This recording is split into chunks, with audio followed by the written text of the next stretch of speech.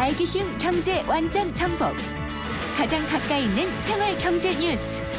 김은경의 생생경제.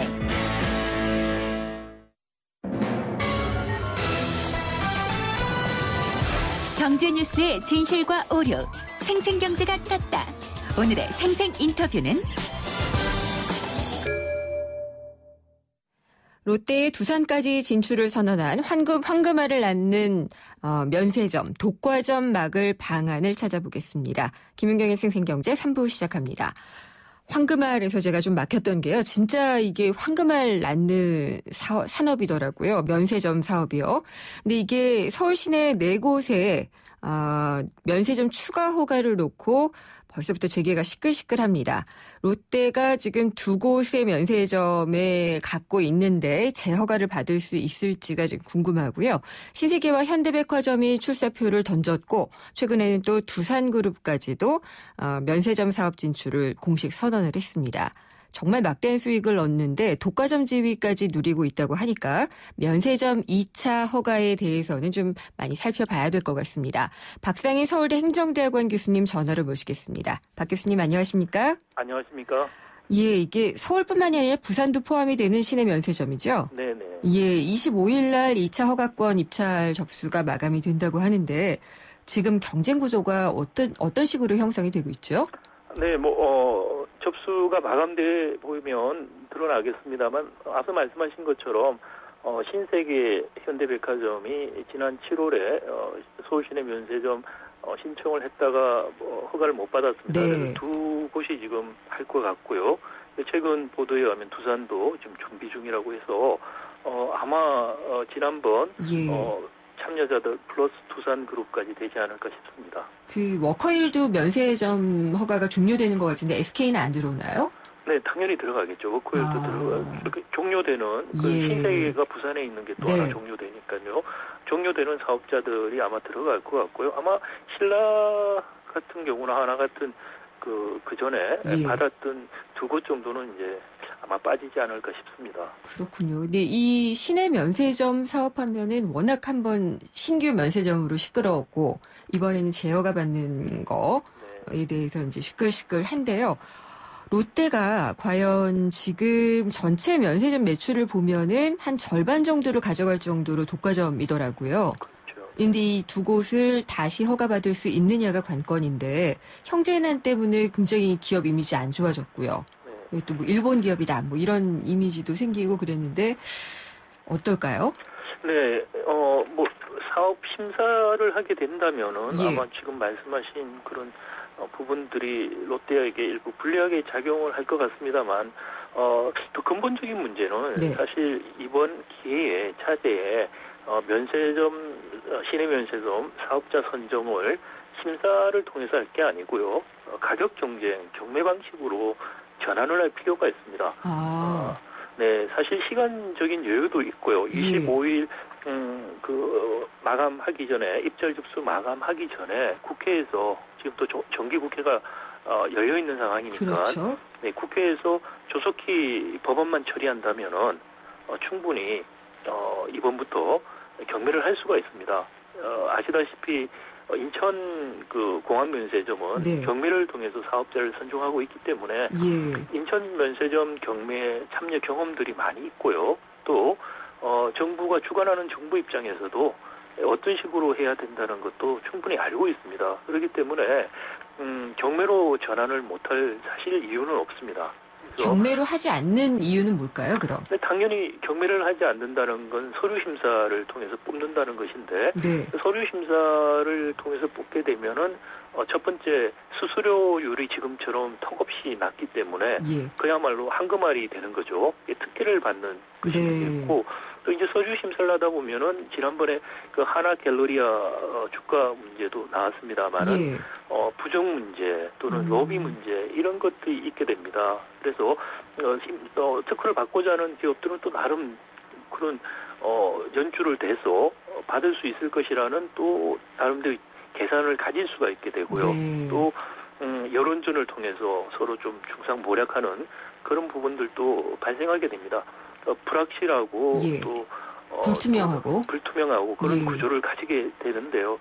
그런 그 투명성을 제고한다는 측면도 중요하고 또 하나는 가장 중요한 것이 이 시내 면세점 사업권은 전매 특허를 주는 거죠. 네. 일종의 국민의 무형 자산을 정부가 특정 기업에게 주는 겁니다. 예. 당연히 그 수입이 국가 재정 수입으로 돌아와야 되는데 예.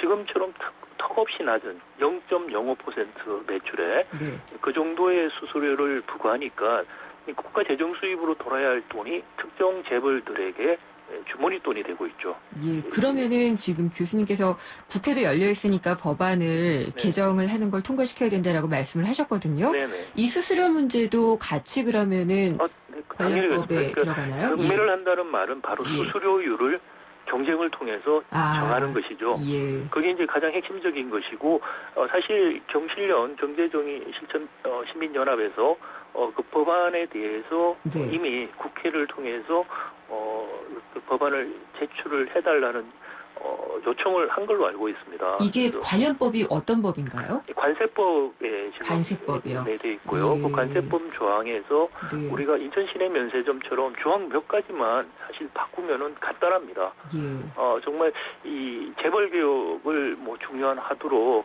야당에서 지금 이야기를 하고 있는데 야당에서 이런 법안을 발의해서 통과시키지 않는다면은 사실은 재벌 개혁이라고 말하는 것에 대한 신빙성이 없어집니다.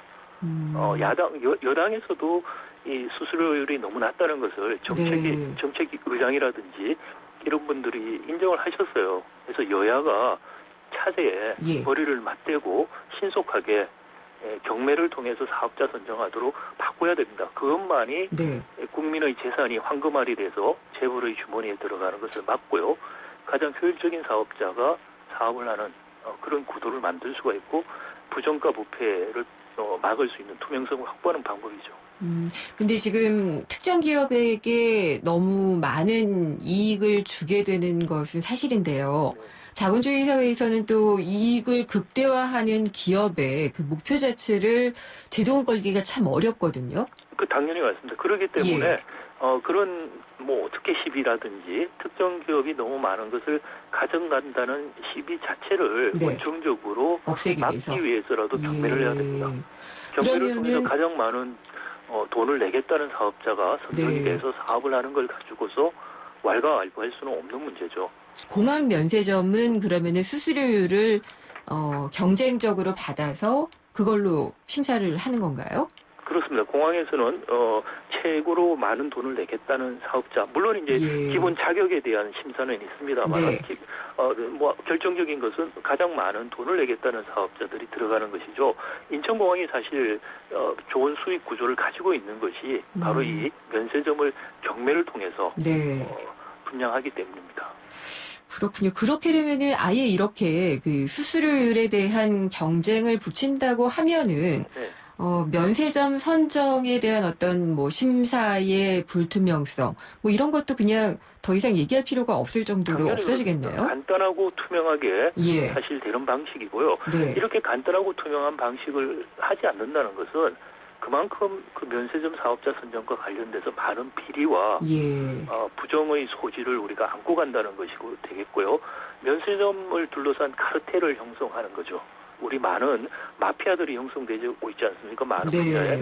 면세점 분야도 관세청이라든지 롯데, 신라 그리고 정치권 일부가 일종의 마피아를 형성하고 있는 게 아닌가라는 의심이 듭니다. 왜냐하면 이렇게 국민적인 관심도 높아지고 너무나 당위적으로 받아들일 수 있는 것들을 정부나 국회가 이렇게 머뭇거린다는 것이 사실 저로서는 도저히 이해가 안 가는 측면이 많습니다. 교수님 말씀에서 표현을 한다면 수수방관하고 있는 거네요. 네, 그 해야 될 일을 안 하고 있다.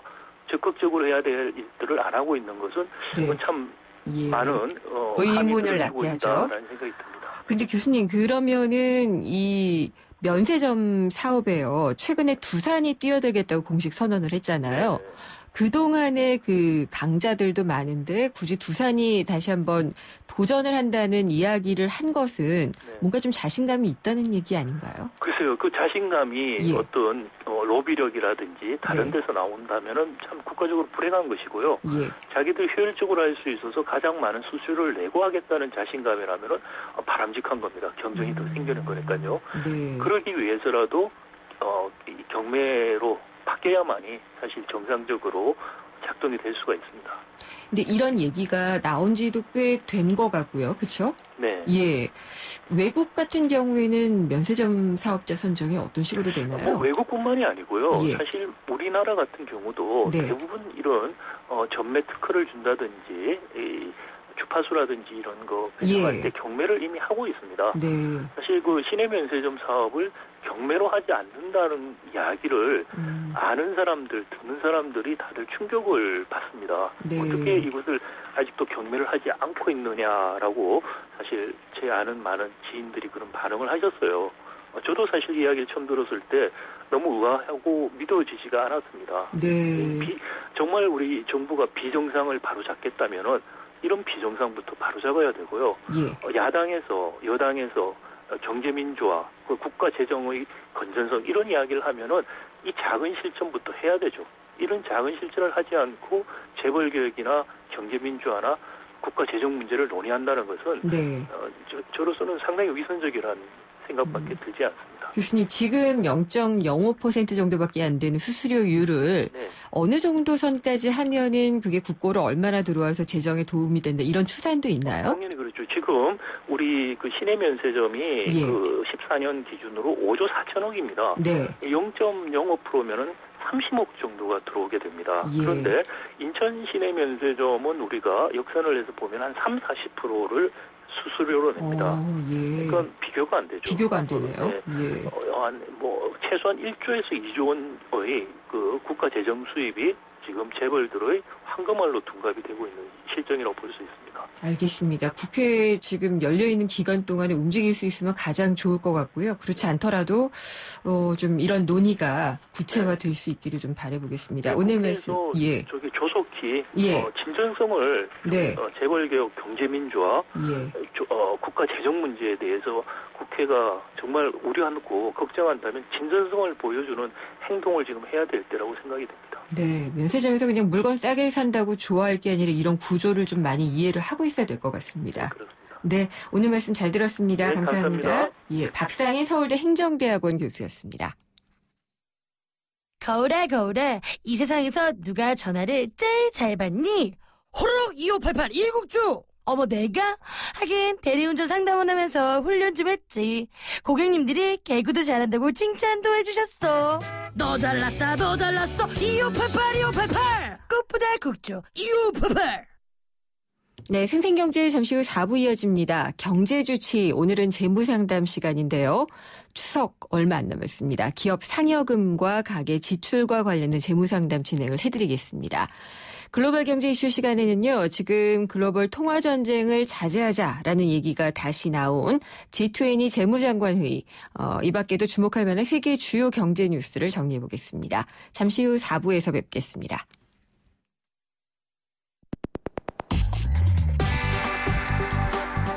어려운 경제학은 가라. 귀에 쏙쏙 들어오는 김인경의 생생경제.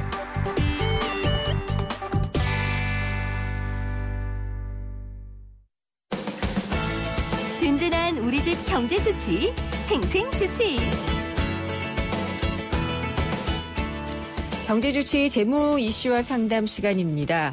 추석 다가오면은 아이들은 즐거운데 엄마 아빠는 좀 괴롭죠. 이 즐거운 명절이기는 한데 그래도 적자 가계부가 나는 분들이 많아서 아마 그럴 겁니다. 오늘은 추석 명절에 한숨 쉬지 않을 수 있는 재무관리 한번 알아보도록 하겠습니다. 에듀머니 김준하 팀장님 모셨습니다. 안녕하십니까? 네, 안녕하세요. 예.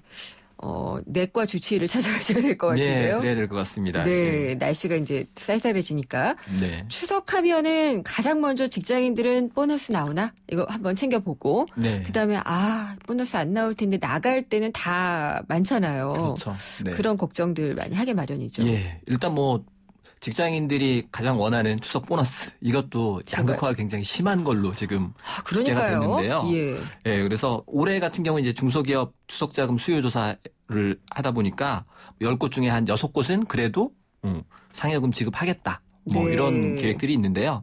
근데 평균 상여금이 한 65만 원 정도 된다고 합니다. 이 정도면 어디예요? 예, 근데 이제 대기업은 네. 여기에 평균적으로 한 2배 정도 되는 금액이 예, 매년 평균적으로 그렇습니다. 괜히 박탈감을 느끼게 하는군요. 그렇죠. 근데 문제는 10명 중에서 한 3명 정도, 직장인의 한 30% 정도는 아예 상여금이 없는. 거기에 속하는 경우가 많아요. 예, 그런 경우가 있다고 해서 이것도 양극화가 굉장히 심한 걸로 지금 아예 나타나고 못 받는 있습니다. 경우. 예, 그렇습니다. 받아도 2분의 1밖에 못 받는 경우. 그렇죠. 예, 그래도 네. 받았으면 좋겠네요. 네, 그렇죠. 보너스를 받는다면 어떻게 쓰는 게 좋을까요? 뭐 일단 돈은 필요한 곳에 잘 쓰는 게 정답인데요. 부모님 용돈? 예, 그렇죠. 근데 예. 이 보너스로 받은 돈은 이제 예. 보통 월급보다는 좀 성격이 조금 달라요. 그래서 그렇죠. 예, 이거 행동경제학에서 이제 심적 계좌의 오류라고 하는데 네. 마치 이제 이게 공돈처럼 생각이 그렇죠. 되기 때문에 그래서 공돈이 생기면 사람들이 평소보다 이제 배포도 좀 커지고 인심도 좀 화하게 되고 이러다 보니까 이제 지출이 예. 수입보다 커질 위험성이 항상 있는 거죠. 배포 예. 좀 커져봤으면 좋겠어요. 저는. 네. 그렇죠. 그래서 예. 사실 이 보너스를 잘 쓰는 방법, 예, 일단은 뭐 따로 돈 모아놓지 않고 보너스를 쓴다. 그러면 무조건 보너스 범위 내에서 지출을 하셔야겠죠. 그렇죠. 예. 근데 생각하실 때 이제 부모님 용돈, 뭐 요것만 생각할 게 아니라 선물, 용돈, 교통비. 그다음에 왔다 갔다 교통비, 예. 그다음에 가족들 오랜만에 모였으니까 외식도 한번 할 거고 외식비 이런 것들을 모두 이제 포함을 해야 되거든요. 그러려면 너무 빠듯할 것 같은데요. 예, 그래서 뭐 사실 스탠다드한 정답인데요. 네. 예산을 세우는 것. 예, 그게 네. 가장 중요합니다. 그리고 특히나 이제 올해 결혼하신 분들, 이제 미혼인 경우와 기혼인 경우 지출 차이가 굉장히 큽니다. 2배로. 예, 늘어나나요? 그러다 보니까 예. 올해 이제 결혼하셔서 처음 명절 맞으셨다. 그러면 훨씬 더 꼼꼼하게 예산을 세우셔야지 이제 펑크가 나지 않습니다. 네. 김준하 팀장님 말씀을 들으면은 잘 준비해야지 그러는데 또 막상 또 적자 가계부가 나는 경우가 많이 있고요. 네, 대부분이 이제 적자에 예. 힘들어 하시죠. 네. 추석 보너스가 아예 없는 분들이라면은 이런 거 그냥 있는 돈에 써야 되잖아요. 사실 이제 명절이기 때문에 예. 돈을 전혀 안 쓸 수는 없죠. 없어요. 예. 예. 근데 다만 이제 생각을 조금 더 많이 해서 예산을 세워야 되는데 일단 뭐 9월은 적자가 난다 이렇게 치더라도 이 적자가 연말이 넘기지 않도록 네. 예를 들어서 뭐 추석 때 한 40만 원 정도 쓴다. 그러면 연말까지 한 매달 한 12, 3만 원 정도를 예, 줄여서 지출할 수 있도록. 네. 예, 이렇게 하지 않으면 이제 추석 이후에 또 설이 있잖아요. 2월에. 그러니까요. 예, 그래서 예. 1년 내내 이렇게 악순환되는 경우가 있기 때문에 네. 꼼꼼히 지출 관리를 하시면 올해는 조금 어렵더라도 내년에는 훨씬 더 풍요롭게 추석을 네. 좀 보낼 수 있지 않을까 생각이 듭니다. 팀장님은 어떠세요? 보너스를 받으시는 편이에요? 아니요, 보너스가 거의 없는 상태고요. 없다면 그럼 기존의 것들에서 만들어 놓으셔가지고 예, 있는 돈을 지출을. 가지고 예. 이제 추석에 쓰고 대신에 이제 발품을 좀 많이 팔아서 이제 재래시장을 가서 싸게. 일일이 이제 장을 다 봐서 그렇군요. 예, 사고 또 사는 양도 가족이 그렇게 많지 않으니까 예, 필요한 양만 조금씩 제수용품 같은 것들. 예, 보통 이제 손이 이제 커지다 보니까 예, 왠지 많이 사고 싶죠. 사게 되거든요. 예. 그래서 조금씩 줄여서 이렇게 사는 편입니다. 근데 추석하면은 또 선물도 할 곳이 많잖아요. 근데 네. 한 인터넷 쇼핑몰에서 설문조사를 했더니 추석 선물 비용으로 직장인들이 10만 원에서 15만 원 정도가 적당하다라고 했는데 그 예산 가지고 뭐 여러 개 살 수도 없고요. 한 개 예. 사기도 참 쉽지 않거든요. 네, 사실 어떤 점들을 좀 주의를 해야 사실 돼요? 추석 선물하면 가장 주의하실 게 예. 거품. 음, 입니다. 맞아요. 그게 선물이다 보니까 대부분 이제 포장을 화려하게 예. 뭐 2중, 3중으로 이제 포장을 하는 경우가 많은데 이렇다 보니까 어떤 선물 세트는 단품으로 구매하는 것보다 훨씬 비싼 경우도 있습니다. 말도 안 되네요, 그래서 이거. 이제 명절 선물이니까 낱개로 이제 허름하게는 못 전해드리고 네. 비싸더라도 이제 포장이 좀 화려한 이런 선물 세트를 구매할 수밖에 없는 이제 소비자 심리를 계속 악용하는 거죠. 네. 그다음에 이제 부모님 같은 경우는 가장 선호하는 선물이 현금이라고 네. 합니다. 근데 이제 뭐 이거 외에 이제 부모님들이 예. 건강에 관심이 또 높으시다 보니까 건강보험도 아마 건강식품 같은 거 이게 순위권 안에 들어가는데요. 예. 근데 이러다 보니까 추석 전후에서 건강식품 관련된 사기 피해 이런 게 많습니다.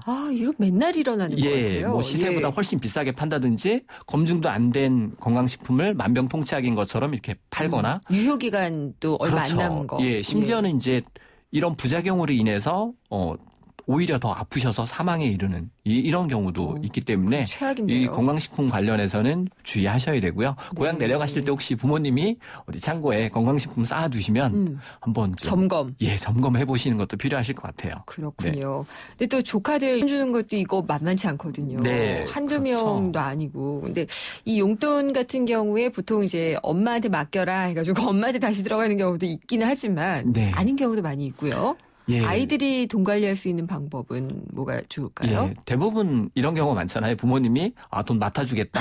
네, 이렇게 얘기를 하지만 예. 실제로 나중에 대조를 준 일은 이제 극히 드물다고 기억을 저희 하는 세대는 거죠. 그게 많은데 예. 요즘엔 다 통장 만들어줘요. 예, 그래서 뭐 가장 좋은 방법은 부모님이 직접 관리하시는 것보다 아이들이 네. 직접 좀 관리하게 예. 하는 방법이 좋고요. 아직 이제 통장이 없다라고 하면 아이하고 손을 잡고 은행 가셔갖고 어린이 통장 만드셔서 네. 관리하시는 것도 필요하고요.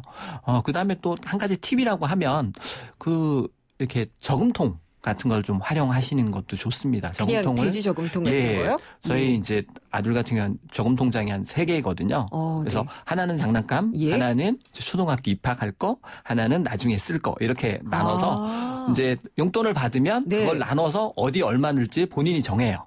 몇 예, 살인데요? 지금 이제 7살이죠. 예, 7 내년 이제 살이네요. 학교를 가야 되니까 네. 예, 이제 내년부터 돈이 들어가기 때문에 이제 본인이 어디에 돈을 쓸지를 좀 정해보는 무슨 걸 대학 해보는 가는 거예요. 것 같아요. 근데 뭐 예. 의외로 아이들이 그 장난감에 굉장히 많이 들 것 같은데 아니에요? 사실은 본인이 쓰고 싶은 거 나눠서 이렇게 쓰기도 합니다. 그래서 장난감에는 무조건 돈이 들어가지는 않습니다. 그게 정말 어렸을 네. 때부터 정말 체화가 됐군요. 네. 예, 우리 아이는 아직까지 장난감 사려고 그러고 제가 이 통장으로는 등록금 쓸 거다라고 얘기를 했더니 네. 펄펄 뛰더라고요. 네, 예. 그렇죠. 네, 근데 이제 끊임없이 얘기를 좀 해주고요. 그리고 네. 사실 그 용돈 모은 걸로 장난감을 100% 본인이 원하는 걸 살 수는 없습니다. 네. 그러다 보니까 이제 모은 만큼 부모님이 조금 더 이제 보태주면 네. 예, 훨씬 더 이제 아이가 만족감을 느끼고 예, 또 할 수 있을 것 좋은 같습니다. 방법인 것 네. 같습니다. 오늘 말씀 유익하게 잘 들었습니다. 감사합니다. 네, 감사합니다. 애규머니의 김준하 팀장이었습니다.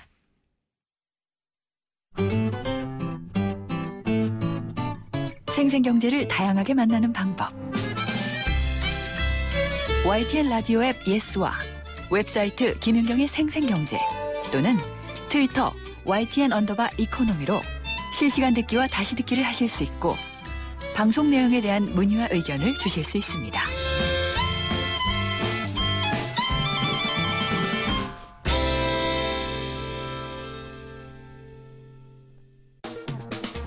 대외 의존도 높은 한국 경제 필수 지침, 세계 경제가 우리 장바구니에 미치는 영향. 글로벌 경제 이슈. 글로벌 경제 이슈 시간입니다. 이장원 연합 인포맥스 부장 전화 연결돼 있습니다. 안녕하십니까? 네, 안녕하십니까? 한동안 좀 잘 안 나오던 단어가 또 나오네요. 환율 전쟁, 네. 통화 전쟁 얘기가 나오는데 최근에 전 세계 주요 20개국 G20 회원국들이 재무장관들이 모였나요? 네. 이걸 좀 자제하자라고 얘기를 하긴 했네요. 예, 일단 이제 환율 전쟁이 얘기가 나온 배경부터 좀 네. 설명을 드려야 될 것 같은데요. 지난달 8월 11일이죠. 그 중국이 위안화 평가절하를 했고, 네. 그게 이제 세계적으로 이제 시장에 영향을 많이 미쳤고, 특히 이제 일본 엔화가 급등세를 보이니까 아베노믹스를 하는 일본 쪽에서는 이게 자기 나라 경제에 충격이 되니까 우리도 돈을 더 풀어서 네. 엔화 약세를 유도하겠다 이렇게 좀 얘기를 했었고요. 지난주에는 유럽 중앙은행이 원래 내년 9월에 양적 완화 프로그램이 끝나는데 네. 그거 끝나고 나서도 우리는 양적 완화를 계속하겠다. 규모를 더 확대할 수도 있다. 이렇게 얘기를 해서 지금 이제 보면은 미국 금리 인상을 앞두고 중국, 일본, 유럽 이렇게 도미노 환율 전쟁이 벌어지고 있다. 이렇게 볼 수 있는데요. 이걸 이제 경쟁적 평가절하라고 합니다. 네. 서로 앞다퉈서 자기 나라의 경제 이익을 위해서 환율을 좀 조정을 하는 그런 건데 G20 회의에서 지난 주말에 공동 선언문을 냈는데 네. 여기에서 경쟁적 평가절하를 자제하자 이렇게 이제 합의를 했고요.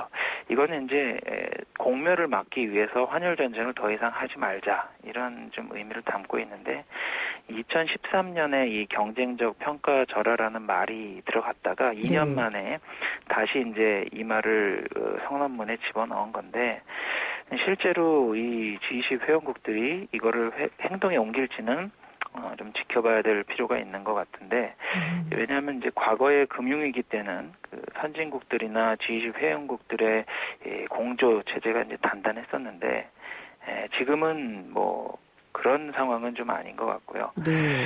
그래서 그때와 지금을 좀 비교하면 그렇게 절박성이 있는 걸로 좀 여겨지진 않고 특히 이제 이번에 위기가 시작된 게 이제 중국발 그 위기라는 점에서 과거 선진국들끼리는 그런 좀 공조가 통했는데 중국 같은 경우에는 좀 G20이나 선진국들에서 좀 미온적으로 좀 대처할 가능성이 있지 않느냐 이런 얘기도 좀 솔솔 나오고 있고요. 또 하나 이슈가 있는 게 이제 미국의 금리 인상을 좀 자제하라는 그런 얘기들이 이번 회의에 좀 나왔었는데 명시적으로 나왔나요? 아니요. 그 얘기를 명시적으로 해야 된다는 그 신흥국들의 의견이 있었는데 이게 결국은 막판에 타협 과정에서는 표현이 일부 선진국으로 좀 순화가 됐습니다. 깜짝 놀랐어요. 그 얘기 나왔나 해서. 네. 그렇게 나왔으면 하는 그 신흥국들의 의견이 있었지만 결국은 이제 미국이라는 말을 명시하지는 좀 않았고요.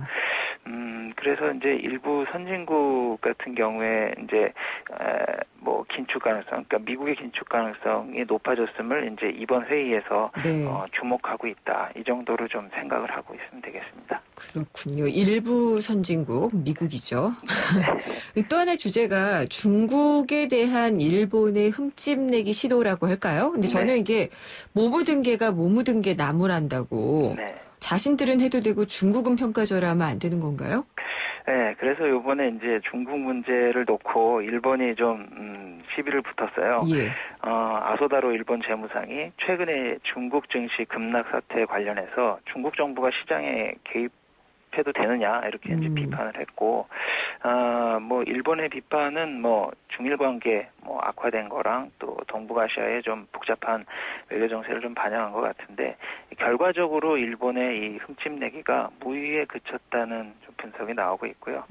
왜냐하면 일본 말고 나머지 G20 국가들이 그 모두 다 그 중국의 경제 구조 개혁 노력에 지지를 보내는 그런 얘기를 했어요. 특히 이제 미국 같은 경우에도 과거에 이제 위안화 평가 절상을 해라 이렇게 좀 요구를 했었는데 이번에 제이콥 루 미국 재무장관도 좀 부드럽게 좀 완곡하게 좀 얘기를 했고요. 그래서 뭐 위안화 절하뿐만 아니라 절상에 대한 시장의 압력도 수용해라 이렇게 이런 정도로 얘기를 했고 나머지 뭐 IMF 총재라든가 독일 재무장관 이런 사람들은 중국의 이 개혁 정책에 대해서 높이 평가를 했습니다. 그래서 이것도 되게 신기한 것이 그 일부 선진국인 미국은 늘 중국을 못 잡아서 안달이었잖아요. 근데 이제 어느 정도 체급도 커지고 체격이 커지니까 이제 중국에 대해서는 조금 놔주는 국면이랄까요? 그런 게 확실히 느껴지는데요. 일단 뭐 강원 전략으로 해석을 할 수 있고요.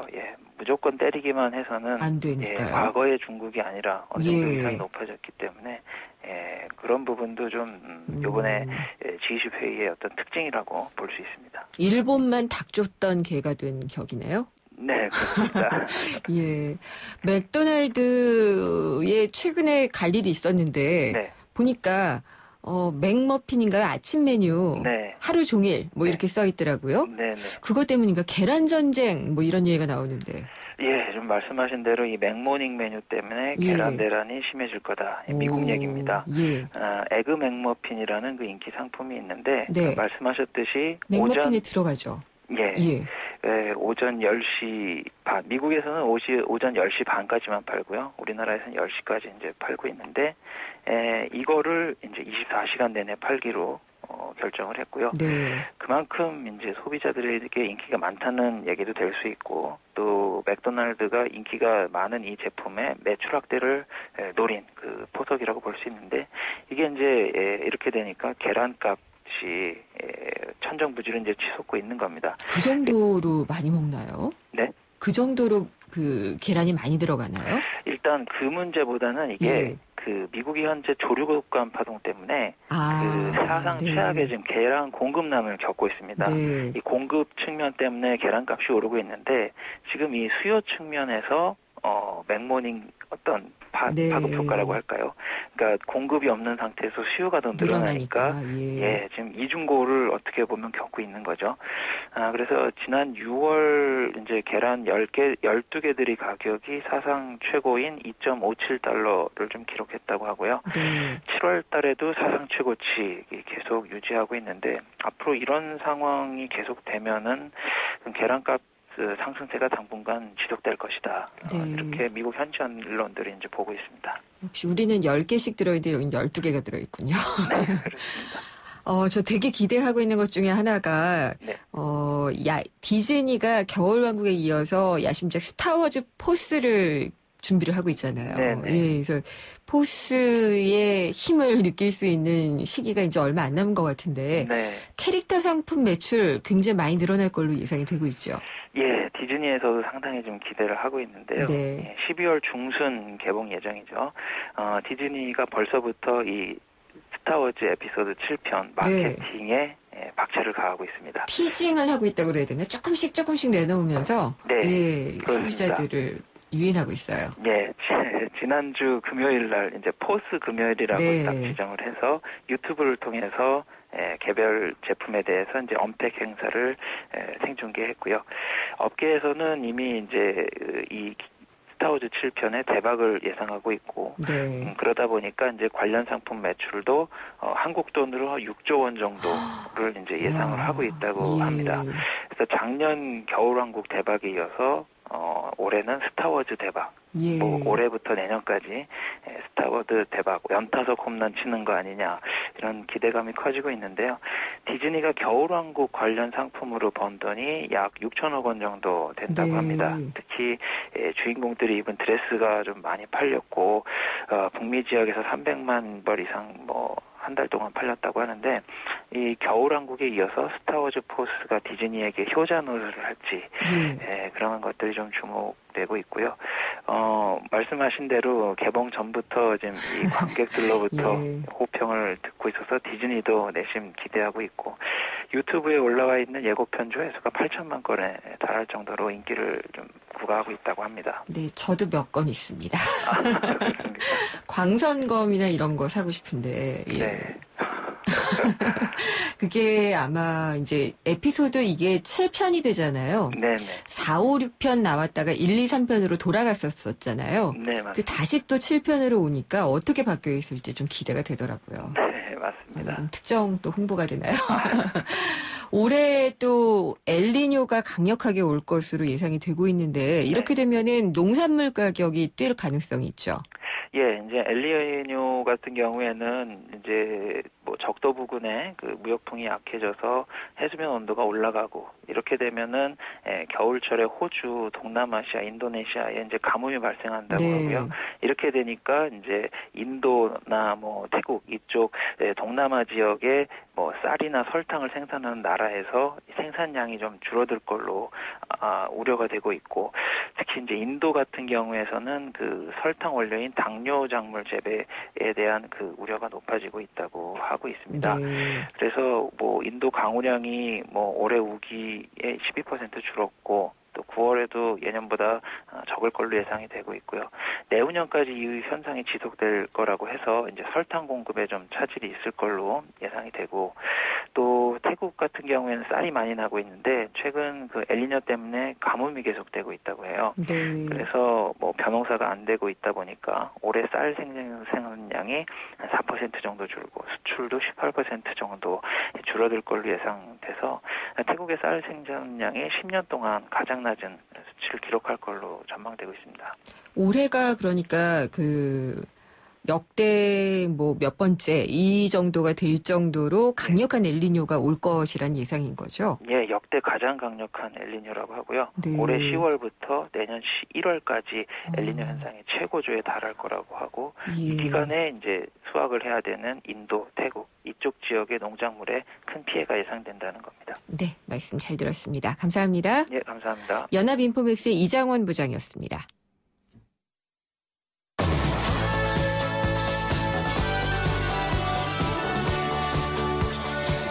김은경의 생생경제 4부 포스코와 함께했습니다. 생생경제에서 마련한 선물 받으실 분은 4613님 외 2분이고요. 제작진이 따로 연락드리겠습니다.